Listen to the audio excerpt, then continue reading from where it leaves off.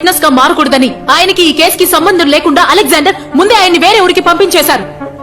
ఇప్పుడు ఈ కేసులో ముఖ్యమైన విట్నెస్ అయిన సురేష్ పాండియన్ నెక్స్ట్ ఆర్గ్యుమెంట్ లో హాజరవడానికి మీరు అనుమతి ఇవ్వాలి యువర్ ఆనర్. యువర్ ఆనర్, మన లాయర్ లా కాలేజీలో చదివారో చచ్చిన కాలేజీలో చదివారో అర్థం కావట్లేదు. చచ్చిన వాళ్ళని సాక్ష్యానికి పిలుస్తున్నారు. ముందు జ్యోతి, తర్వాత ఇద్దరు కుర్రాళ్లు, ఇకపోతే సురేష్ పాండియన్. పని ఒత్తిడి కారణంగా నిన్న రాత్రి ఆయన సూసైడ్ చేసుకున్నారని ఈ డిపార్ట్మెంట్ లో అందరికీ తెలుసు.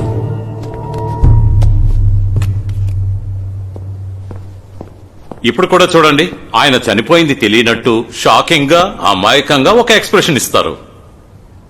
మీరు జ్యోతి కూతురైనంత మాత్రం తన మంచిది కాలేదు. జ్యోతి పిల్లల్ని క్రూరంగా చంపడం నిజం. ఆ పిల్లల డెడ్ బాడీల్ని వాళ్ళ ఇంటి వెనక పూడ్చి పెట్టడం, పోలీసులు తవ్వి తీయడం నిజం. నిలదీసి అడిగిన ఆ కుర్రాళ్ళని కాల్చి చంపడం నిజం. ఇన్ని నిజాల్ని నేను నిజం చెప్పడానికి మీరు చెప్పిన అబద్దాలని నేను నిజం చేయాల్సి వచ్చింది. అదే నిజం.